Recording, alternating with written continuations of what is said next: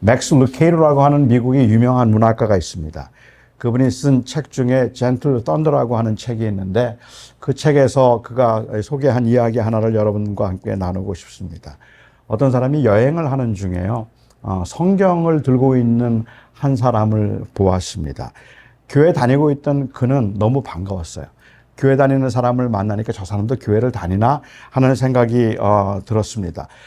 그래서 반가워서 혹시 교회 다니세요? 하고 물었더니 그렇다고 했어요. 하지만 요즘은 하도 이상한 교회도 많고 그리고 서로 입장이 좀 다르면 교인과 같이 가는 것보다 교인이 아닌 사람하고 다니는 게 더 편할 때가 있지 않습니까? 제가 이번에 이 LA에 오는데 비행기를 기다리고 있는데 제가 저희 어머님과 통화를 하는 걸 옆에 있는 분이 들었나 봐요. 근데 한국 분이신데 한국 사람이세요? 그러더라고요. 그래서 제가 그렇습니다. 그랬더니 자기는 장로라고 그렇게 소개를 하세요. 그래서 목사님이세요. 근데 그 다음부터 제가 막 불편해지기 시작하는 거예요. 이 자리를 내가 피해야 할 텐데 그 이야기를 잘못하면 그래서 이제 이런저런 이야기를 나누기는 했습니다만은 교인들과 같이 교제하는 것이 어느 때는 그냥 교인 아닌 사람과 다니는 것보다 더 불편할 때도 있으니까 조금 더 확인해 봐야 되겠다는 생각이 들었습니다. 조심스럽게 물었어요. 혹시 동정녀 탄생을 믿으세요? 그럼요, 믿습니다. 예수 그리스도의 신성은 어떻게 생각하세요?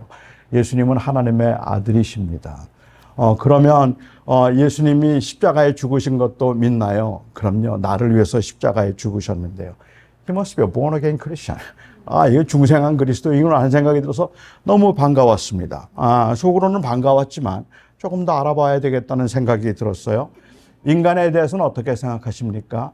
인간은 죽을 수밖에 없는 죄인입니다. 은혜란 무엇일까요? 은혜는 인간이 할 수 없는 일을 하나님께서 대신해 주신 하나님의 사랑이죠. 성경을 믿으세요. 성경은 영감된 하나님의 말씀입니다.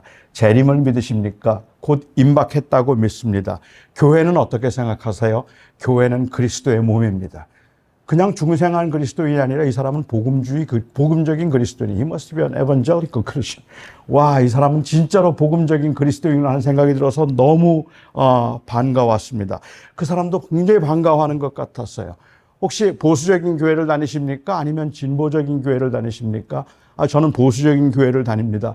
교단은 어떤 교단이죠? 그가 말하기를 저는 Southern Congregationalist, Holy Son of God, Dispensationalist, Triune Convention에 속해 있습니다. 저는 남침내 교단 하나님의 거룩한 아들 세대주의적 입장을 취하고 삼위일체를 수호하는 총회 소속입니다. 너무 반가웠어요. 혹시 계열은 어떻죠? 환란 후 전천년주의 비오순절파로 저는 킹 제임스 성경을 믿고 그리고 쯔윙글리의 성찬설을 저는 지지하는 사람입니다. 완전히 자기하고 똑같은 거예요. 이 교인뿐만 아니라 같은 교단에 속한 사람을 만난다는 건 이거는 너무도 반가운 일입니다. 완전히 자기예요. 너무너무 반가워서 두 사람이 나도 그렇다고 손을 붙들고 막 흔들면서 좋아했습니다. 이렇게 나와 똑같은 형제를 만나다니 너무 반가웠어요. 이제 한 가지만 더 확인하면 됩니다. 혹시 교회 이 설교단이 유리로 된 건가요? 아니면 나무로 된 건가요? 왜냐하면 이 강단이 유리로 된 거는 너무 좀 현대적인 것 같고 그래도 이 나무로 된 것이 예배를 드리는데 좀 더 엄숙하다는 생각이 들어서 나무로 된 강단을 선호하고 있던 그가 물었습니다. 저희 교회 이 강단은 유리로 되었는데요. 갑자기 마음이 싸늘해져요. 이 사람하고 더 이야기를 섞었다가는 괜히 좀 불편해질 수 있겠구나 하는 생각이 들어서 이제 좀 말을 피해야 되겠다고 생각하고 더 이상 말을 섞지 않았습니다. 아홉이 다르고 하나가 같으면 이 아홉이 같고 하나가 다르면 그 같은 것에서 이 동질감을 느끼는 것이 아니라 그 다른 것에서 사람들은 이질감을 느끼게 되어 있습니다. 아홉이 다르고 하나가 같다면 그러면 사실은 일체감을 느낀다기보다는 오히려 그 다른 하나에서 그 이질감을 느끼게 되어 있죠. 이것보다 더 심각한 문제가 있다면 본질적인 것들이 다 같아도 지극히 비본질적인 사소한 것에서 차이를 보여도 그래도 우리는 불편하게 여긴다는 것입니다. 이 말을 좀 바꿔서 이야기하면 사람들은 하나됨에 관해서 강조를 많이 하고 있지만 사실은 이 하나됨을 이기적인 울타리 아니면 자신의 그 안전지대로 생각을, 자신의 정체성의 안정지대로 생각을 하고 있다는 것이죠. 그렇기 때문에 정말로 모순되게도 우리는 하나가 되어야 한다고 하나됨을 강조하는 집단일수록 배타적입니다. 그래서 하나됨을 말하는 집단일수록 오히려 다른 사람들을 밀어내려고 하는 그러한 경향이 강하다는 거죠. 사람들은 생각과 취미, 또 교육 환경, 교육 배경, 심지어는 고향이라도 같아야 그래야 하나가 될 수 있다고 생각을 합니다. 왜냐하면 하나가 된다는 말은 상대방을 나의 울타리 안으로 이끌어 받아들여 준다는 그러한 의미이기 때문에 그렇습니다. 수준이 다르고 조건이 맞지 않으면 결코 하나가 될 수 없습니다. 우리 민족에게 있어서 심각한 문제는 참으로 하나가 되지 못하는 것이라고 그렇게 사람들은 말을 해요. 하지만 정말로 하나가 되지 못하는 것이 문제인지 아니면 하나됨에 대한 잘못된 인식이 문제인지는 한번 짚어봐야 할 필요가 있을 것 같습니다. 오랫동안 조선일보에 논설위원을 했던 이규태 씨라는 분이 쓴 책 가운데 한국인의 의식구조라는 책이 있습니다. 엄밀하게 말하면 책이라기보다는 그가 조선일보에 썼던 논평들을 모아놓은 이 책이라고 말할 수 있겠는데, 그는 그 책에서 한국인은 개개인은 똑똑하고 유능한데 모아놓으면 무능해지고 무기력해진다는 그 말에 대해서 논평을 한 적이 있었습니다. 그런데 그는 그 논평에서 말하기를, 그렇다고 한국 사람들이 하나됨에 대해서 무관심하거나 아니면 연합과 통일됨에 대해서 무관심한 것은 아니라고 말을 했어요. 한국 사람들처럼 연합하는 거 좋아하는 사람들 없습니다. 한국 사람들처럼 뭉치기 좋아하고 한국 사람들처럼 모이기 좋아하는 그러한 민족도 흔치 않다는 말입니다. 같은 마을은 그만두고라도 출신 도만 같아도 고향 사람입니다. 그래서는 그 출신 도만 같아도 고향 사람들이라서 그냥 향후회도 만들고 학교를 몇 년 차이가, 수십 년의 차이가 있다고 할지라도 동창회도 만들고 온갖 종류의 모임을 만들어서 함께 연합하기를 굉장히 좋아하는 하기 때문에 집단의식이 굉장히 강하죠. 모르는 사람과 대화를 나누기 시작하면 그러면 사실은 공통된 부분을 찾기 위해서 굉장히 노력을 많이 하게 되는데, 이 공통된 부분을 찾기 전까지는 대화가 거의 인터뷰 수준처럼 그렇게 들리기도 하는 것 같아요. 저는 이제 한국에 요즘 가끔 나가면서도 종종 조금 당황스러운 부분 중에 하나가 사실은 남의 사생활인 것 같은데 자꾸만 그런 걸 자꾸 질문을 하는 거예요. 아들에 대해서, 딸에 대해서, 그런 이야기들을 자꾸 질문할 때마다, 아니, 이걸 왜 이렇게 알고 싶어 할까? 무엇 때문에 남의 퍼스널한, 프라이빗에 속하는 것들을 자꾸 물을까? 이제 이게 처음에는 좀 이해하기가 어려웠는데, 어쩌면 저도 그랬던 것 같다는 생각이 들어요. 제가 목회를 할 때 새가족들이 처음 오시면 그러면 그 새가족들과 제가 나누는 대화는 완전히 인터뷰예요. 한국에서는 어디에 사셨는지, 미국 오신 지는 몇 년이나 되셨는지, 한국에서는 어디에 사셨고 자녀들은 몇 명이나 되는지, 아이들은 어느 학교를 다니고 있는지, 혹시 학교는 어디를 나오셨는지, 고향은 어디이신지, 이런저런 질문을 하고 탐색을 하다가 50년 전에 신대방동 모자원 고개 근처에 살았고 성남중학교를 나왔다는 이야기를 들으면 세상이 이렇게 반가울 수가 없는 거예요. 너무 반가웠고 완전히 그러냐고 반갑다고 하면서 그 다음엔 대화가 막 부드럽게 이어지고 무슨 얘기든지 다 할 수 있게 되는 그런 상황이 되는 거죠. 물론 저는 그것이 그냥 공통된 그 대화의 소재를 찾기 위해서 계속 그렇게 묻는다고 그렇게 말할 수도 있겠지만, 어쩌면 그건 못지않게 그와 같은 것들에 의해서 소속감이 형성되고 일종의 일체감을 만들기 위한 뭔가라도 같아야 그래야 우리가 하나가 되겠다는 그런 생각을 하기 때문이 아닐까라는 생각이 들기도 하는 거죠. 제가 목회를 하는 중에 노시성을 가진 분이 새로 오시면 유난히 더 반가워했다는 것과, 그리고 또한 가운데 머리가 빠진 분이 교회에 오시면 제가 신방을 한 번 더 갔다는 걸 교인들은 모르실 거예요. 그와 같은 것에서 저는 일체감이 느껴지기도 하고 나하고 같다는 생각을 하기 때문에 그랬던 것 같습니다. 우리는 의리에 약하고 정에 강하고 그리고 혼자 있기보다는 함께 있기를 좋아합니다. 그럼에도 불구하고 한국인은 개개인은 굉장히 유능하고 똑똑한데 모아놓으면 무기력해지고 무능해진다는 말을 부인하기가 어렵습니다. 왜 그럴까요? 저는 조금 역설적이긴 하지만 바로 하나됨을 강조하는 그 하나됨의 집단 의식이 하나됨의 방해가 되었기 때문이라고 생각을 합니다. 영어에서 제일 중요하고 제일 많이 나오는 단어, 대명사가 있다면 I입니다. 영어에서는 I가 제일 중요한 대명사인데 한국 사람들이 제일 많이 사용하는 인칭 대명사는 뭘까요? 우리입니다. we죠. 내 아내를 보고도 우리 아내라고 말하고 외아들인데도 우리 아버지라고 말하고 다른 교회 다니는 분하고 대화를 나누면서도 자꾸 우리 교회래. 내 교회 되고 그분은 그분의 교회가 있는데도 우리 교회라고 자꾸 이야기를 해서 우리 집, 우리 교회, 우리 동네 그 우리라는 말은 어떻게 보면 우리가 자주 사용하고 있는 아주 친근한 이 단어이기도 합니다. 제가 아주 오래전에 시카고에 이 결혼 주례가 있어서 한번 간 적이 있었어요. 결혼식 주례를 마치고 난 다음에 공항으로 가야 되는데 어느 선교사님이 저를 라이드를 주겠다고 하시더라고요. 그래서 이제 선교사님하고 같이 라이드를 주셔서 공항으로 가는 길에 점심 식사를 하기로 했는데 점심 식사를 어디로 할까 하고 그 부부가 말씀을 나누세요. 그러더니 이 선교사님이 그냥 우리 집 가자 그러더라고요. 근데 제가 뒤에 앉아 있는데 가슴이 덜컥하는 거예요. 이 양반 처음 보는 양반인데 무슨 자기 집을 왜 가자 그러지? 하는 생각이 좀 들어서 조금 덜컹했어요. 그랬더니 옆에 계신 사모님께서 그래 우리 집 가는 게 좋겠다라고 얘기를 해요. 야, 이분들이 정말 대단히 열린 분들이구나. 처음 본 사람도 자기 집으로 그렇게 초대를 하는 거 보니까. 근데 저는 시간이 없으니까 그냥 식당에서 간단하게 식사하고 가죠. 그랬더니 그분이 하신 말씀이 우리 집이 식당 이름입니다. 그러더라고요. 그래서 그 우리 집이라는 식당에 가서 이제 식사를 했는데 우리라는 말이 갖는 그 친근감이 있어요. 제 설교를 아주 집중적으로 들었던 한 청년이 저에게 그런 질문을 한 적이 있습니다. 목사님은 설교를 하는 중에 가장 많이 사용하는 인칭 대명사가 우리더래요. 그러니까 설교를 하면서 여러분이라고 말해야 될 때도 항상 우리라고 말하더라는 거예요.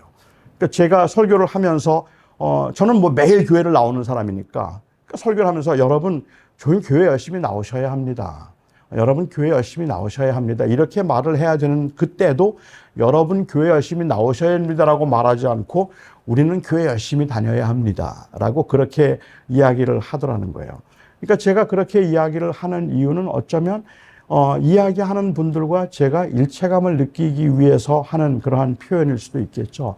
한국에 오래 살았던 선교사님이 왜 한국 사람들은 I라고 하는 나라고 하는 대명사를 사용하지 않고 우리라는 대명사를 사용하는가에 관해서 논평을 하면서 한국 사람들은 이 자기에 대한 정체성이 너무 약하기 때문에 그래서 이것을 우리라는 말로 표현을 한다라고 이야기를 했는데 뭐 글쎄요. 그럴 수도 있겠지만 제가 생각하기에 저희들이 우리라는 그 대명사를 많이 쓰는 이유는 이것은 말하는 사람과 말을 듣는 사람 사이에 일체감을 느끼도록 하기 위한 일종의 문학적인 기법일 뿐입니다. 그러니까 그게 복수, 1인칭 복수 대명사인가 아닌가 하는 건 중요하지 않아요.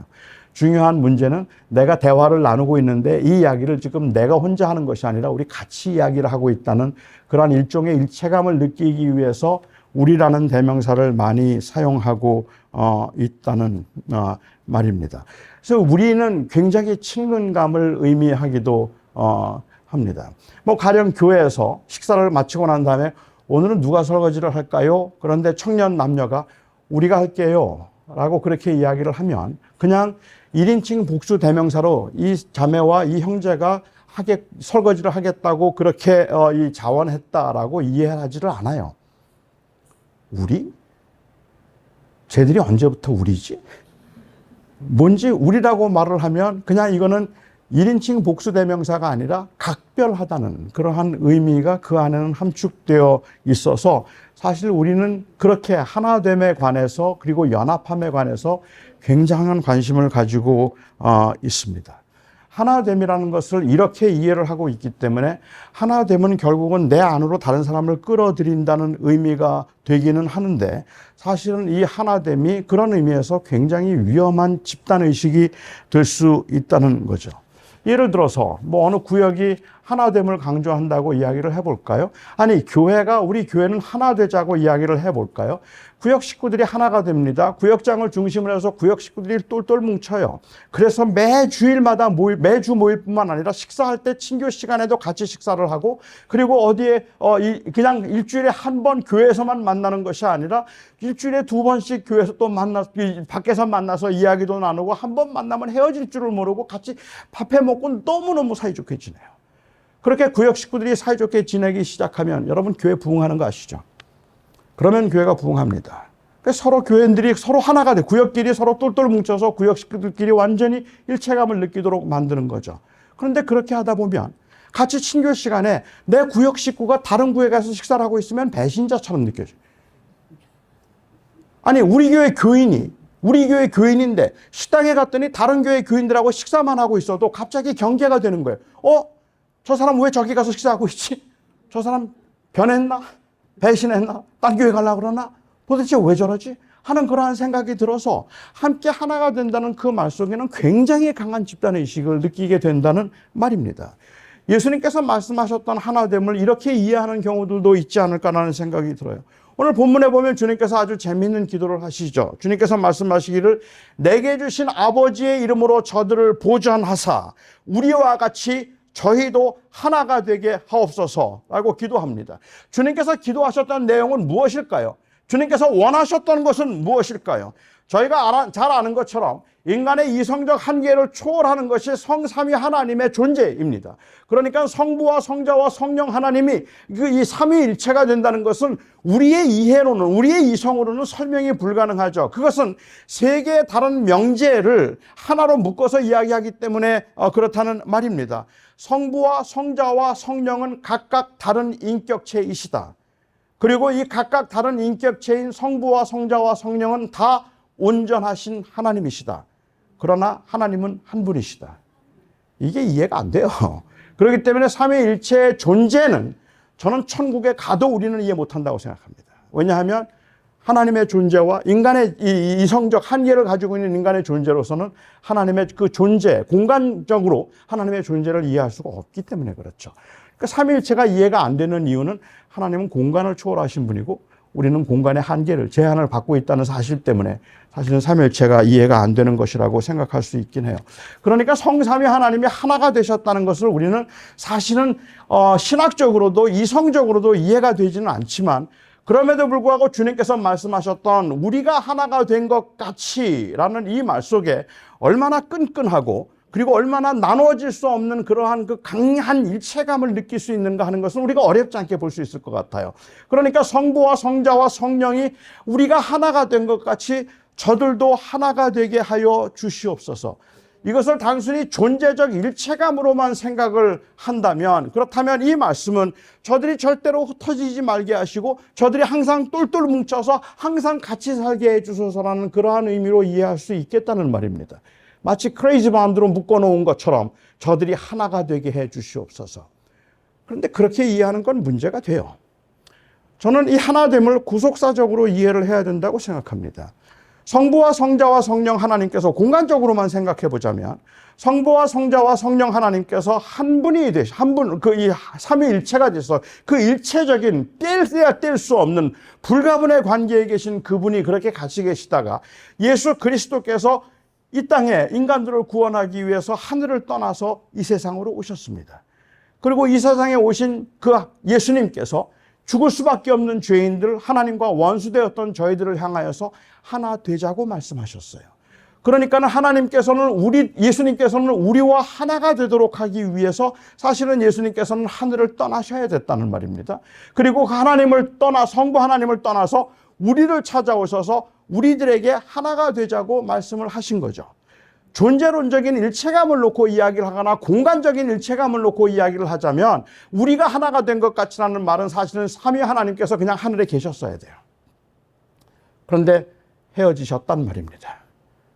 그렇다면 여기 하나가 된 것 같이라는 그 말의 의미는 그냥 단순히 존재적으로 그렇게 일체감을 느끼도록 하는 것을 의미한다기보다는 오히려 사명적 일체감을 의미한다고 보는 것이 더 맞겠다는 생각이 든다는 말이죠. 그러니까 성부 하나님께서 우리 인간들을 불쌍히 여기시고 죽을 수밖에 없는 죄인들을 구원하기 위해서 하나님께서 그 계획을 세우시고 예정하셔서 성자 예수님께서 그 하나님의 뜻을 따라서 성부 하나님의 계획대로 이 땅에 오셔서 그 계획에 순종하심으로 십자가 죽음의 길을 가시고 부활하셨고, 그리고 성령 하나님께서 이제 성자 하나님께서 이루신 그 일을 우리들에게 적용시킴으로 우리가 구원을 받아서 하나님의 백성이 되도록 하는 이 일, 이 놀라운 구원의 일을 이루심에 성부와 성자와 성령이 하나 된 것 같이 저들도 하나가 되게 하옵소서. 그러니까는 그들이 하나가 되게 해달라는 그 주님의 기도는 사이좋게 지내라는 이야기가 아니라 바로 그들을 하나님께서 부르셨던 그 부름의 사명을 감당하는 일을 하게 해달라는 그러한 기도였다고 보는 것이 더 맞다는 말이죠. 만약에 그냥 그들이 공간적으로 하나가 되는 것을, 그러한 그 똘똘 뭉쳐서 연합되는 것을 의미한다면, 이들이 만약에 그 기도를 그렇게 이해를 했더라면 주님께서 떠나시고 난 다음에 이 제자들, 11명의 제자들 어떻게 해야 될까요? 하나가 되기 위해서 예루살렘이나 감람산에 숙소 잡아야죠. 큰 집 하나 장만해야죠. 그리고 야, 우린 헤어지면 안 돼. 이 험한 세상에서 우리는 헤어지면 안 되는 거야. 우리 똘똘 뭉쳐서 우리 같이 살자. 결혼을 해도 이제는 다 여기서 같이 사는 거야. 우린 헤어지지 말자. 그렇게 생각해야 되는 거잖아요. 하지만은 제가 이해하는 바 그들이 주님의 기도를 바로 이해했기 때문에 제가 생각하는 것은 주님께서 기도하셨던 대로 그들은 그 복음의 사명을 위해서 흩어졌는데, 제가 잘못 알고 있지 않다면 이 11명의 제자들은 그 흩어지고 난 다음에 한 번도 리유니언도 못했어요. 11명이 같이 모여서 우리 1년에 한 번이라도 그래도 밥이라도 같이 먹자. 뭐 같이 먹고 이렇게 만나서 같이 밥 먹고 우리 서로 어떻게 지내는지 서로 좀 근황을 살펴보자. 그럴 여유도 없을 만큼 한 사람은 인디아에서, 한 사람은 에티오피아에서, 한 사람은 이 곳곳에 흩어진 곳에서 복음을 전하다가 그냥 그렇게 그들은 때로는 순교를 당하기도 하고 때로는 긴 오랜 동안 이 귀향살이를 하기도 했다는 말입니다. 그들이 하나였을까요? 그런데 그들은 하나예요. 그들이 하나가 되었던 이유는 그냥 같이 함께 살아서가 아니라 그리스도께서 그들에게 맡기신 사명을 놓치지 않았기 때문에 그런 것이죠. 여기 주님께서 하셨던 그 기도 가운데 이 기도를 한번 보시기 바랍니다. 나는 세상에 더 있지 아니하오나 저희는 세상에 있사옵고 나는 아버지께로 가옵나니 거룩하신 아버지여 내게 주신 이름으로 저희를 보존하사 저희도 우리와 같이 하나가 되게 하옵소서 얘기합니다. 여기서 주님께서 강조하시는 것은 나는 이제 가야 하지만 저들은 세상에 있어야 합니다. 그 이야기를 하고 있는 거죠. 하지만 저들이 세상에 있어야 됩니다라는 그 이야기를 하면서 주님께서는 그들의 집단의식을 강조하고 있는 건 아니죠. 사실 집단의식으로 생각하면 그렇잖아요. 3년 동안 예수님을 따라다녔던 이 11명의 제자, 3년 동안 예수님을 같이 따라다니면서 예수님과 동고동락해서 그 예수님과의 추억과 기억을 고스란히 기억하고 있는 그 11명의 제자, 여기에 누가 끼어들 수 있어요? 그 친밀한 관계에 어떤 사람이 감히 끼어들 수 있겠느냐는 말입니다. 처음 교회를 개척해서 창립해서 그 어렵고 힘든 시간을 같이 보냈던 창립 멤버들의 그 끈끈함에 나중에 온 교인들이 어디 끼어들 자리가 있어요? 그들이 가지고 있는 그 공통된 경험이 있는데 거기에 누가 감히 들어갈 수 있느냐는 말입니다. 사람들은 그와 같이 우리가 가지고 있는 그 추억들, 우리가 가지고 있는 그 경험들, 그리고 우리가 함께 나누었던 그러한 시간들에 대한 끈끈함에 의해서 우리는 하나됨을 이야기를 하고 있고, 그렇게 하나됨을 집단의식으로 이야기하니까 거기에는 다른 사람은 못 들어가는 거예요. 들어간다고 하더라도 항상 거리가 있는 그러한 관계가 되어버리는 거죠. 주님께서는 그 말씀을 하신 게 아니었다는 말입니다. 그 제자들끼리 11명의 제자들이 끈끈함을 이야기하고 있는 것이 아니라 저들은 세상에 있사오니 나는 더 이상 세상에 있지 아니하고 아버지께로 가지만, 주님께서는 그 맡기신 사명을 다 감당하고 이제 하늘로 올라가셨지만 그 제자들에게 주님께서 맡기신 남은 사명이 있으니까 이 사명을 감당하는 이 일에 저들이 하나가 되게 하소서 이야기하는 거죠. 결국은 주님께서 말씀하셨던 하나됨이라는 말은 이것은 다른 사람들을 밀어내는 것이 아니라 다른 사람들을 찾아가는 것입니다. 그 성부와 성자와 성령이 하나 되셨기 때문에 예수 그리스도께서 이 땅에 오셔서 우리 죄인들을 구원하시고 우리들을 당신의 자녀로 삼으셨던 것처럼 우리가 하나됨을 말하는 것은 그것은 품는다는 의미이지 그것은 밀어낸다는 의미가 아니라는 말입니다. 그것은 그냥 우리끼리를 의미하는 것이 아니라 바로 우리끼리가 다른 사람들을 향해서 어떻게 흘러나가야 되는가 하는 것을 강조하고 있다는 말입니다. 하나가 되자는 말, 우리 구역이 하나가 되자는 말은 우리 구역 식구들끼리 사이좋게 지내서 다른 사람들은 들어오지 못하게 하자는 이야기가 아니라 그래서 우리의 안전지대를 만들자는 이야기가 아니라 우리 구역이 하나가 되어서 다른 사람들을 찾아가자는 말이어야 한다는 말입니다. 다른 사람들을 찾아가자, 다른 사람들을 품자. 그것이 바로 하나됨의 궁극적인 목적이기 때문에 그렇습니다. 오늘날 저는 교회가 이 하나됨에 아주 심각한 위기감을 느끼고 있다고 생각합니다. 왜냐하면 세상 사람들은 교회가 하나 된다고 이야기를 할 때 그 교회의 하나됨에서 아주 지독할 만큼의 이기적인 집단의식을 느끼고 있기 때문에 그렇습니다. 이 교회의 하나됨은 거의 조폭 수준이에요. 그래서 다른 사람들은 감히 들어가기 어려울 만큼이나 그 교회가 끈끈하게 하나를 뭉쳐서 그래서 교회의 성장을 추구하고 있는 거죠. 하나됨은 어떤 경우에도 성경에서는 제가 이해하는 바는 어떤 경우에도 궁극적인 목적이 된 적은 없습니다. 우리가 사는 삶에서도 마찬가지입니다. 하나됨은 언제나 목적을 위한 수단입니다. 그런데 그 목적을 위한 수단을 이야기할 때 그러면 그 하나됨을 통해서 이루고자 하는 궁극적인 목적이 무엇인데 세상 사람들이 보기에 교회가 하나가 되는 그 목적은 교회 성장이었어요. 그러니까 교회 성장을 위해서 하나됨을 강조하고 있는 그 교회의 이 집단적 이기주의가 이제는 거부감을 느낄 만한 그러한 시간이 되어버렸다는 말입니다. 이것이 저는 교회가 가지고 있는 공동체적 사명의 위협을 느끼게 만들었다고 생각합니다.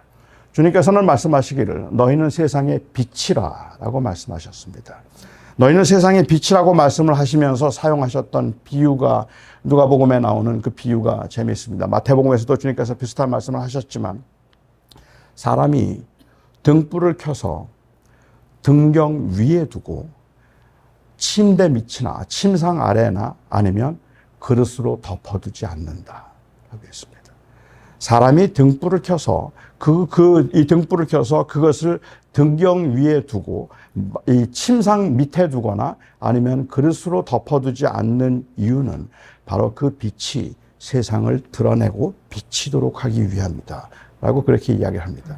어떤 사람이 도대체 불을 켜서 그 등불을 켜고 난 다음에 그 등불을 침대 밑에 둘까요?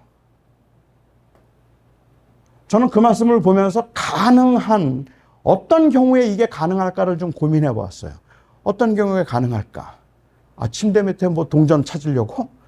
그러는 경우라면 혹시 모르겠어요. 그런 경우라면 모르겠지만 주님께서는 그럴 수 있는 가능성도 있다는 말씀을 하시는 것이 아니라 This is utterly impossible. 그 얘기를 하는 거예요. 그 등불의 이 궁극적인 목적 때문에라도 어떤 사람도 불을 켜고 난 다음에 그릇으로 덮어두는 사람 없단 말이에요. 어떤 사람도 불을 켜고 난 다음에 그것을 침대 밑에 두는 사람 없단 말이에요. 왜냐하면 불을 켜는 목적이 있으니까. 그런데 주님께서 말씀하셨던 이건 말도 안 되는 있을 수 없는 일이라고 말씀하신 이 일이 저는 오늘날 교회에서 지금 현재 우리 어쩌면 한국 교회라고만 제가 말하죠. 뭐 미국 교회는 제가 할 말이 없을 테니까. 한국 교회 안에서는 주님이 말씀하셨던 말도 안 되는 이야기가 사실은 주님의 예언처럼 되어버렸단 말입니다. 사람들은 등불을 켜서 그릇으로 덮어두기 때문에 그렇죠. 제가 2009년도에 LA에 와서 목회를 시작했습니다. 2009년도에 제가 LA에 목회하러 처음 왔을 때 그 당시에 제가 들은 이야기, 뭐 확인하진 않았지만 제가 들었던 이야기로는 LA 코리아타운 안에 코리아타운이라고 말하면 반경 한 2마일 되나요? 3마일 되나요? 그렇게 넓진 않아요. 코리아타운이. 코리아타운 안에 한인교회가 314개라고 했습니다. 2009년, 지금은 많이 줄었죠. 그리고 2009년도에 이 남가주에 한인교회가 1,700개라고 했습니다. 한국에 5만 개가 넘습니다. 그러면 그냥 코리아타운만 놓고 한번 생각해 보죠. 코리아타운 안에 300개의 교회가 있다면 그 300개의 교회가 있음으로 인하여서 그곳에 복음의 활동이 왕성하게 일어나고 그곳에 생명이 살아나고 그리고 가난하고 소외된 사람들을 섬기는 그러한 일들이 벌어지고 있을까요? 제가 보기에는 오히려 300개의 이 코리아타운 안에 있는 교회들이 마치 등불을 켜서 그릇으로 덮어둔 것 같아서 제가 보기에는 공동묘지 같아요. 이게 공동묘지다. 그렇게 생각되는 이유는 그 불을 켜서 다 그릇으로 덮어두었기 때문에 그렇단 말입니다. 그릇 안은 너무 밝아요. 우리끼리는 너무 친해요. 그게 큰 교회든 작은 교회든 교인들끼리는 너무 친해서 교회가 너무 밝아요. 어느 교회가 굉장히 밝고 친교 시간에 이 점심 메뉴가 너무 좋고 목사님 설교가 좋고 그리고 교인들이 수준에 맞는다는 소문이 들리면 사람들이 그 그릇 안으로 다 들어가요. 점점점 그릇이 포화 상태가 되죠. 그러면 어떡할까요? 그릇을 열어요. 그리고 난 다음에 더 큰 그릇으로 덮어요. 그러니까 더 큰 그릇으로 덮여 있고 작은 그릇으로 덮여 있고 중간 그릇으로 덮여 있고 그릇들이 다 덮여 있기는 하지만 그 빛이 밖으로 새어나가지 않는다면 그리고 그 빛이 다른 사람들에게 복음을 드러내거나 전하는 일보다는 오히려 서로 소문을 내므로 인하여서 그냥 교인들 간의 수평 이동에 의해서 교회가 어느 교회가 크고 어느 교회가 작고 어느 교회가 줄어드는 그러한 일들만 발생하고 있다면 그렇다면 너희는 세상의 빛이라는 이 말씀을 우리는 실천하지 못하고 있는 거잖아요. 이건 세상의 빛이 아니라 그냥 우리 안에서만 우리끼리의 빛을 의미하는 것 아니겠냐는 말입니다. 우리가 세상의 빛이라고 주님께서 말씀하실 때는 우리가 소위 말하는 하나됨이라는 그 이유로 덮어놓은 그 그릇을 좀 열라는 이야기입니다. 찾아가라는 이야기입니다. 어려운 사람들, 아직 영혼의 이 구원을 이루지 못한 사람들, 세상에 소외된 사람들, 그리고 또 그리스도의 복음이 절실하게 필요한 사람들을 찾아가라고 그렇게 말씀하고 계시는 거죠. 저는 은샘교회가 이제 이 교회를 개척하고 그리고 이제 3년 됐는데 여전히 조금 어렵고 그리고 버거운 상태에서 교회를 개척했다고 할지라도 저는 이 교회에게 주신 본질적인 사명이 그냥 단순히 교회 성장은 아니라고 생각합니다. 그리스도의 빛을 세상에 드러내는 것이라고 생각합니다. 그러니까 이 교회가 어떻게 우리가 똘똘 뭉쳐서 다른 사람들을 또 하나씩 둘씩 붙여주어서 그래서 우리 교회가 탄탄하게 세워지는가 하는 것에 대한 궁극적인 관심보다 아니 필요하죠. 하지만 그것은 수단에 불과할 뿐입니다. 그것을 통해서 우리가 하고 싶은 일은 영혼을 구원하는 일입니다. 하나님의 뜻을 전하는 것이고 세상에 복음의 빛을 드러내는 그 일입니다. 그것을 하기 위해서 하나가 되기를 바랍니다. 저는 여러분들이 하나가 되게 하소서라고 말하면 우리끼리 사이좋게 지내소서가 떠오르지 말고 하나가 되게 하소서라는 말 속에는 우리가 찾아가야 할 사명, 그리고 품어야 할 사명, 그리고 덮어주어야 할 사명을 생각할 수 있기를 바랍니다. 저는 26년 동안 목회를 했습니다. 26년 동안 이 담임 목회를 했는데 그런데 제가 돌아보면 제 목회에 대해서 굉장히 후회스럽기도 하고 하나님 앞에 죄송스럽게 생각하는 것은 글쎄요. 그 현장이 그래서 그랬는지 아니면 제가 너무 부족해서 그런지 둘 다 맞겠죠. 저는 제가 목회를 하는 동안에 제 교회만 생각했습니다. 제가 사역하고 있는 교회가 잘 돼야 되고 제가 사역하는 교회가 부흥해야 된다는 생각을 했기 때문에 어리석게도 정말로 어리석게도 제 주변에 있는 교회들, 주변에 있는 목회자들은 저의 동역자들이 아니라 경쟁 상대였습니다. 내가 저들은 이겨야 되고 저들보다 더 먼저 가야 되고 저들보다 더 빨리 교회가 부흥해야 되는 사실은 그래서 그 주변에 아직도 그리스도가 필요한 사람들이 허다하게 많음에도 불구하고 저의 관심은 그들에게 있는 것이 아니라 저의 집중적인 관심은 항상 다른 교회에 있었죠. 저 교회, 이 교회보다. 볼티모어에서 제가 목회를 할 때도 볼티모어에 한인교회가 70개가 있었어요. 70개 중에 갈보리교회는 몇 번째일까? 그게 저의 관심이었어요. 세 번째라면 어떻게 두 번째를 이기나? 그래서 어떻게 두 번째가 되고 어떻게 첫 번째가 되나? 아니, 사실은 정말 가슴 아픈 일이죠. 목회자가 그런 생각을 하고 목회를 했다는 것 자체가 참으로 하나님 앞에 부끄러운 일인 거죠. 그래서 선의의 경쟁이라는 말로 그리스도인들에게 선의의 경쟁이 어디 있습니까? 어떤 의미에서 우리의 이 믿음의 식구들이 그리고 믿음의 형제들이 도대체 어떤 의미에서 경쟁 상대가 된단 말입니까? 아니에요. 모두가 다 형제예요. 모두가 다 자매예요. 어느 교회에 속해 있든지 어느 교회를 다니고 있든지 어떤 목회를 하고 있든지 그리스도 안에 있는 사람들은 바로 예수 그리스도의 복음을 통하여서 이 땅에 빛을 발하도록 하나님께서 부르신 형제들이란 말입니다. 자매들이란 말입니다. 그런데 이 성장이라는 이 목표를 세우고 난 다음부터는 오히려 그 성장을 이루기 위하여서 그 모든 목회자들이 경쟁 상대가 된, 내가 치열하게 경쟁을 해야 되는 대상은 사탄인데, 마귀인데, 마귀는 내 상대가 아니에요. 이웃교회 목사들이 내 상대가 되어버린 이 비참한 현실이 저의 목회 현장이었다는 말입니다. 처음엔 그것을 돌이키고 이제 뉘우치기도 하고 아쉽다는 생각이 들면서 이제 우리 은샘교회나 아니면 우리 황성국 목사님께 제가 부탁드리고 싶은 내용이 있다면, 처음 목회를 시작하면서부터 부디 우리의 마음이 하나됨이라는 그 말이 마음이 좀 더 열리기를. 그래서 하나됨이라는 그 말이 힘들고 어렵기는 하지만 내 안전지대를 쌓으려고 하는 것이 아니라 어떻게든지 내 안전지대 안에서 흘러나가도록 하는 그 일을 하는데 더 주력할 수 있기를 바랍니다. 안전지대를 벗어나서 흩어지는 것, 그거 쉬운 일 아닙니다. 이 험한 세상에 홀로 남겨지는 것, 홀로 남겨지는 것 같은 그러한 마음들, 이거는 그렇게 쉬운 일은 아닐 거라고 저는 생각을 합니다.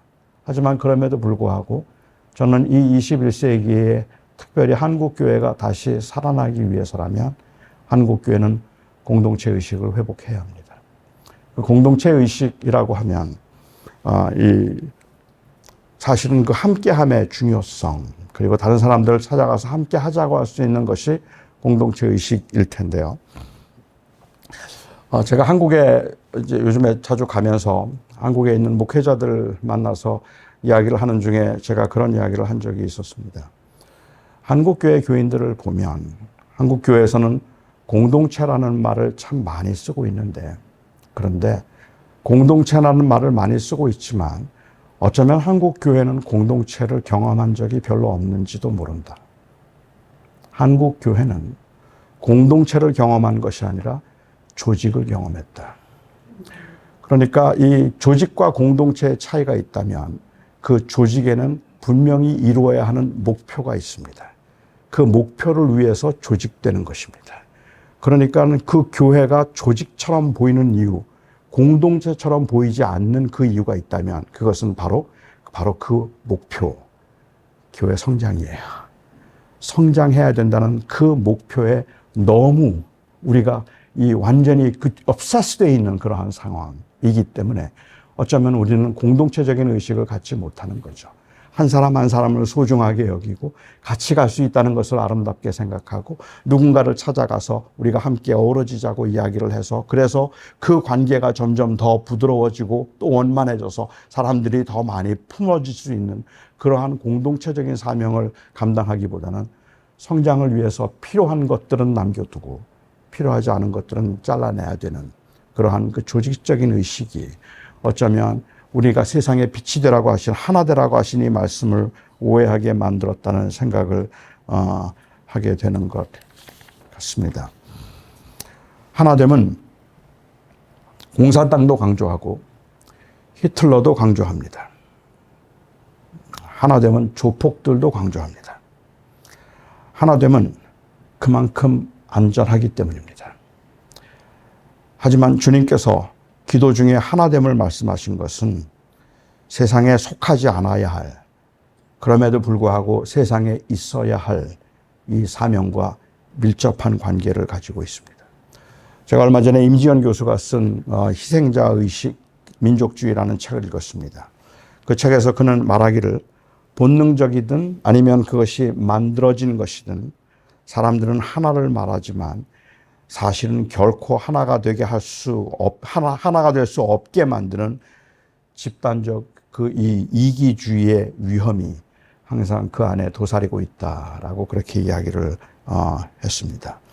저는 어쩌면 우리가 복음 전도를 말하면서도 그러면서도 이 기독교 제국주의적인 사고방식을 벗어나지 못함도 부흥과 성장을 말하고 있음에도 불구하고 교회라는 울타리에 갇혀버림도 바로 이 하나됨에 대한 오해에서부터 비롯되었을지 모르겠다고 생각합니다.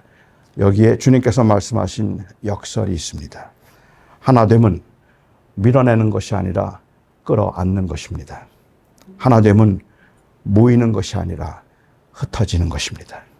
하나됨은 견고하게 울타리를 쌓아서 그 안에 있는 것을 지키는 것이 아니라 울타리를 헐어서 안에 있는 것이 밖으로 흘러나가게 만드는 것. 그게 바로 하나됨입니다. 하나됨은 스가랴가 본 환상처럼 여호와께서 친히 불로 둘러싼 성곽이 되심으로 여호와께서 친히 성곽이 되심으로 성곽 없는 도시를 이루는 것. 그것이 바로 하나됨입니다. 우리가 그리스도 은혜 안에서 복음을 받았기에 그 복음 안에서 복음이 주시는 그 자유함과 복음이 우리에게 허락하신 그 생명 때문에 우리는 사람들을 찾아가고 그리고 여기에 모여서 여기가 좋사오니라고 말하지 않고 우리는 자꾸 흩어져야 하는 겁니다. 세상을 향해 나가야 되고 주변에 있는 한 사람이라도 우리가 그 사람들에게 그리스도의 사랑을 보여주고 그리스도의 사랑을 전하는 일을 해야 하는 겁니다. 그래서 저는 우리 은샘교회가 이제 하나가 되기를 바랍니다. 하나가 되었기 때문에 나가실 수 있기를 바랍니다. 오늘 한 주간 동안도 여러분들은 바로 하나이기 때문에 동일한 사명을 가지고 오늘 한 주간 동안도 각자에게 주어진 그 삶의 현장에서 예수 그리스도를 모시고 그 그리스도를 다른 사람들에게 드러내고 그리고 그리스도를 누리며 한 주간 동안 사시기 바랍니다.